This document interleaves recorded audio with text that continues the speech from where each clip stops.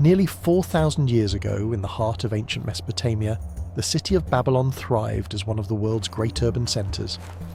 At the centre of daily life stood the marketplace, a space where farmers, craftspeople, merchants and customers gathered to exchange the goods that sustained the city. Where the economy functioned through barley and silver, and where scribes recorded every transaction on clay tablets. Today we step into that world to witness an ordinary day in ancient Babylon's marketplace.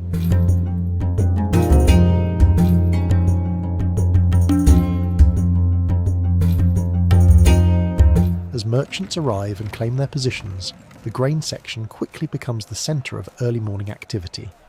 Barley serves as both staple food and a standard of value throughout Mesopotamia. Heavy sacks are arranged carefully, their clay seals proving they haven't been tampered with during transport. Bronze scales and standard weights sit ready for measuring. Customers take grain quality seriously. A woman examines handfuls carefully, letting kernels pour through her fingers as she checks for damage or insects. Poor quality means wasted silver, so this inspection is never rushed. The merchant watches patiently. He knows his barley will pass the test. Nearby, a scribe sits ready to record the transaction. His reed stylus presses wedge-shaped marks into damp clay, creating a permanent record.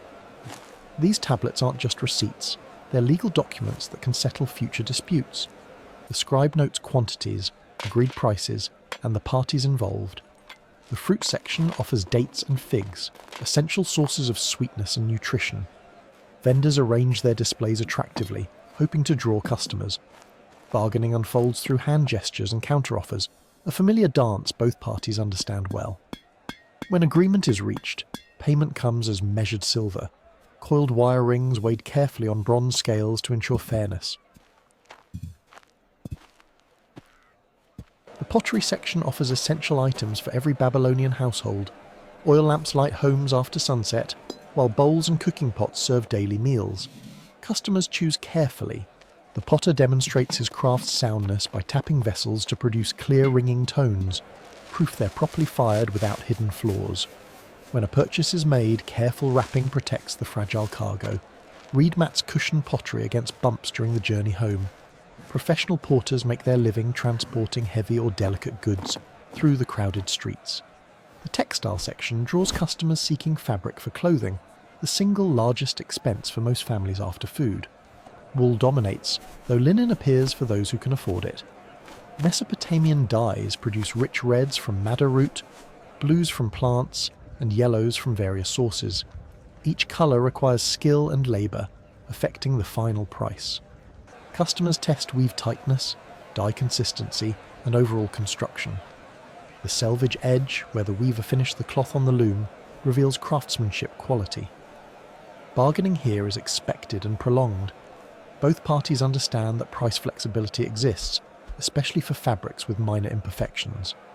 Again, scribes document significant sales, creating records that follow the fabric from producer to buyer. These tablets help enforce quality standards and track commercial obligations across time. The marketplace layout separates different goods logically. Livestock occupies its own section, downwind when possible, where animal noises and smells won't disturb other commerce. Walking there means transitioning from the covered stall areas to more open pens. Goats and sheep represent substantial wealth for Babylonian families. Goats provide milk, meat and hair for coarse textiles. Sheep produce wool, the foundation of the textile industry, plus meat and milk. A healthy animal means ongoing productivity, making the purchase decision crucial. Livestock buyers examine animals with practiced expertise. The herder emphasizes the goat's milk production and breeding potential. The buyer points out flaws to justify a lower price. Eventually, mutual agreement emerges. Leading livestock through crowded marketplaces tests patience.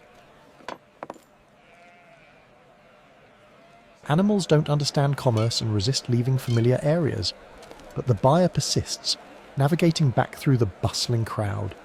Poultry merchants occupy the livestock section too, offering ducks and other fowl. These birds provide eggs, meat and feathers for various uses. The metalwork section showcases bronze technology that gives this era its name. Bronze, an alloy of copper and tin, produces tools far superior to earlier stone implements. Knives stay sharper, axes cut deeper, and chisels carve more precisely. The metalworker's skill in casting and forging determines quality. Customers test blades thoroughly. A poorly made tool can break during use, potentially causing injury. Bronze and copper vessels represent luxury items. Unlike ceramic pots, metal vessels don't break when dropped. They conduct heat efficiently for cooking and can be repaired rather than discarded. Polishing bronze to mirror brightness requires skill and time, adding to its value. Beer holds tremendous importance in Babylonian society. It's not just refreshment, it's nutrition, currency, and social lubricant. Workers receive beer rations as payment. The brewing process transforms barley into a thick, nourishing beverage consumed through straws to avoid sediment. Beer vendors are typically women, continuing traditions from earlier Mesopotamian civilizations. Beer quality varies considerably, so sampling before purchase is expected. Good beer has the right balance of sweetness and fermentation, without spoilage. The thick, nutritious brew differs dramatically from modern beer. Honey and sesame oil are valuable commodities. Honey serves as both sweetener and preservative, while sesame oil is used in cooking, medicine, and religious rituals. Date syrup provides another sweetening option, more affordable than honey. These thick liquids require careful pouring and measuring. Fresh bread draws constant customers throughout the day. Bakers work continuously, pulling hot loaves from clay ovens and stacking them for immediate sale. Bread rarely goes uneaten long enough to go stale in this climate.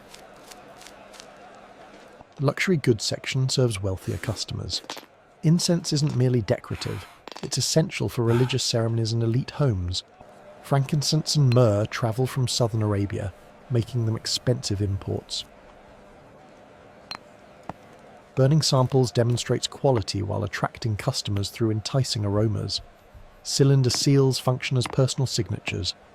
When rolled across wet clay, they leave unique impressions that authenticate documents. Owning a seal indicates literacy, legal standing, and participation in formal commerce. The carved designs often include religious symbols or personal identifiers. A seal represents identity and authority. Jewellery displays wealth and status.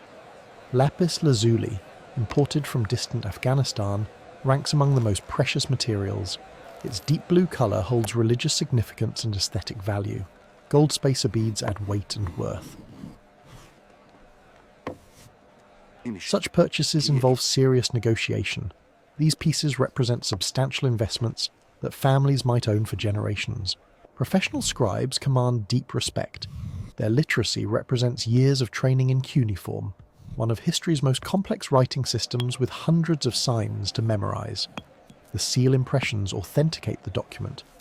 These marks prove identity and consent, functioning like modern signatures but impossible to forge since each seal's carving is unique. Witnesses add their seals, creating multiple verification layers. Once sealed, the contract becomes legally binding. Drying transforms soft clay into permanent stone-like hardness. These tablets will survive fire, water, and millennia of burial, which is why archaeologists have recovered hundreds of thousands of cuneiform documents, giving us detailed knowledge of Babylonian life. The dried tablet becomes an archive, a legal proof, and historical record simultaneously. Carrying weapons and official authority, they protect both merchants and customers. Markets handling valuable goods and large silver payments need security to function smoothly. Midday brings peak activity. Every section fills with customers, every merchant works steadily, and the noise reaches maximum intensity. Multiple conversations, animal sounds, bargaining, and the general movement of hundreds of people create overwhelming sensory experience. This is urban commerce at full intensity. Children weave through adult activity, adding their own energy. Water carriers provide essential service.